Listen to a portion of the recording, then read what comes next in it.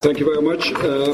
Thank you, Mr. Ellard, and thank you very much, Dr. Schwab, for inviting me. I'm very honored that I can speak here also amongst the honorable members of European Parliament who are already in full force while the Commission and the Commissioner designates, Vice President designates still are making their case. But I see there is a lot of progress on that, and there is a lot of talk there also about the importance of Internet trust and security for the digital economy and society, in fact for economy and society, and for that digital single market, which is a major project.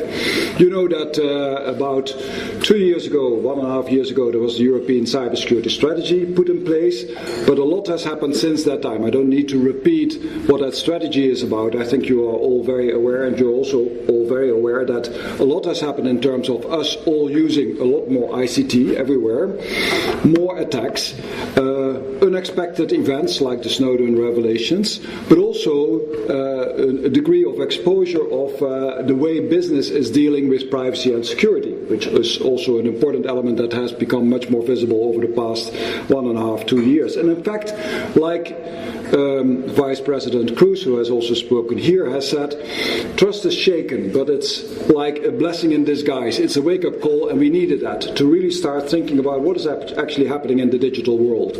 And also, as said, when we talk about trust, it takes years to build that, it's seconds to break it, and it's ages to repair. So trust is really something precious. I think we all realize that the privacy implications of what is happening are really daunting, and they are even more so in the age of big data and the Internet of Things. The title of your gathering tonight is Can Privacy and Security Survive in an Age Where Data Rules? So that's a quite challenging title. When we talk about privacy, we're talking about fundamental rights that have to apply online as they do offline. We are talking about a broad concept that people have in mind. Surely data protection in the sense of what we have inscribed in the fundamental rights, and that no harm is being done to an individual by infringing those rights, but that there is also no discrimination, that you cannot be discriminated upon the information that you provide, that there is fairness in terms of sharing the benefits, that space for innovation is left, and actually also enough space to think and speak freely without the idea that you are constantly monitored if you wouldn't want to have that. So we need safeguards, as Cruz has also said, checks and balances that are at the political level, at the organizational level, and technical checks and balances also, where transparency, accountability, responsibility rule. Ultimately, as I think increasingly people start to argue, a more secure, more privacy-friendly, privacy-respecting world will be one where we have a competitive advantage. And recently we were talking to a number of people that kind of drew the analogy with the world of green, where 15 years ago we said green is bad for business, and now Europe is one of the best places to actually do business in green. In green business is a real business and a real competitive advantage of Europe. So value-based design, and those values include security and privacy. And I think Mr. Ellard also tries to make that point, that indeed there is a real sound business in providing proper privacy, proper protection and proper security.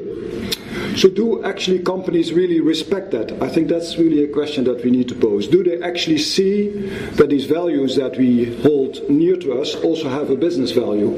Do they take it seriously how to show the way forward? Is their leadership also coming from the business world when we talk about, well, privacy and security in the age where data rules? Let's take an example. If you look at what is happening today around the world of browsers, fingerprinting, did you know that happened? That you're being tracked? Go online, you will see that there's a lot of tracking happening that you actually didn't know about. So do companies do a responsible job by explaining you precisely what is happening? Although they can do a business with it, they perhaps do not always tell exactly what is the underlying way that they act and ask for your consent. Now, at the European level, we are fortunate that there's a range of tools, policy tools that we can use.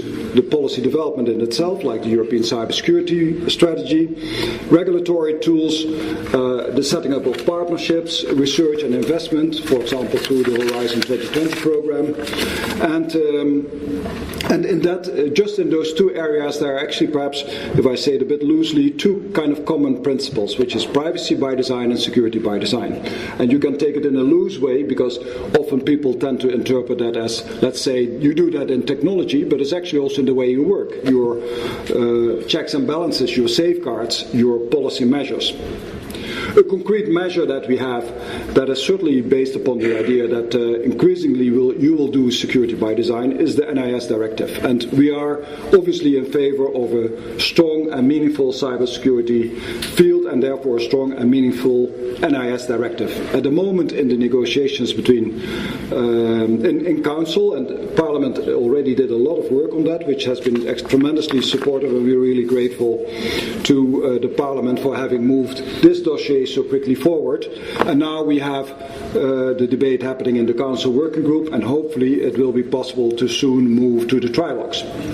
The issues that are on the table there are around the member state capabilities, so that they have enough capabilities at the level of what are called the computer emergency response teams, that they cooperate amongst themselves in order to prevent, handle and respond to major incidents, and that the scope of the obligations to the private sector are covering sufficiently range of the critical sectors that need to be covered. And one of the points in that is surely for discussion, that is at the moment, are internet enablers covered or not? Let me say that the cybersecurity field, this NIS directive, is kind of like a framework, because it's not very detailed and actually leaves a lot of freedom, room for member states and also for the private sector to do a responsible job. And at the side of business, this means, for example, putting proper risk management and information sharing in place. We, for that purpose, have taken another tool, setting up a partnership, and we have there a partnership, the Network and Information Security Platform, where lots of people, about 200 organizations are working together in order to describe and develop the best practices and pointing to the related standards in risk management and information sharing. So it's based upon the idea that you cannot do kind of a 100% type of protection against all kind of incidents, but you can do a responsible job back home in your own business by implementing proper risk management and information sharing. Those are best practices that ultimately might also be referred to when the Network and Information Security Directive goes into implementation. Similarly, work is happening around cloud, the cloud partnership. And similarly, we provide support by means of the European Network and Information Security Agency, EMEA, that just had its 10-year anniversary last week. The other element that we have in place here, but only partially, is to strengthen our own industrial and technological resources in Europe.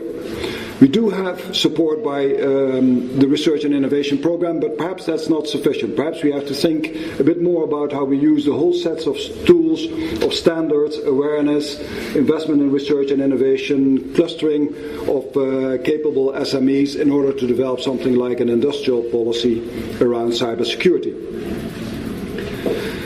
We believe that the European Parliament has also been extremely helpful by giving guidance when they were discussing the impact of the Snowden revelations around the NSA. There are many hooks in that European Parliament resolution that we are looking seriously at. At the privacy side, like at the security side, security by design, privacy by design, again it's a mix of law, technology, self-regulation and safeguards. Definitely, we think that the data protection regulation that is in the discussion needs to push forward for rapid adoption and for effective enforcement. Very important that we get that in place for that stable framework that one can refer to for Europe being the most trusted place to live and work and do business. We also are waiting for the US reaction on the safe harbor discussion and eagerly waiting for that. And then finally, data protection regulation, there is also the e-privacy directive and the telecom framework directive that give opportunities to address security and privacy, the confidentiality of communications, for example. And some say actually you need to push the boundary a little bit further on the e-privacy side. Also look at measures that would protect terminal equipment, for example, for end-to-end security. So to wrap up, there are in fact plenty areas where we can exercise this kind of approach of privacy and security in an area of big data, of plentiful data. There are the areas like mobile health. We have a green paper that we are analyzing, and that will be really a testing ground for can we make it work in an area where there are several objectives: good health, good public health, good individual, personalized health, a lot of data, sensitive data, a lot of concerns about security. Can we make it work? But there are also other big areas like smart cities, Internet of Things, I see some colleagues here, big data, and of course the digital single market. So what we would like to push forward is that debate about using the set of policy tools, regulation, self-regulation, sound business practices, awareness and skills to make trust a central part of the digital single market. Thank you.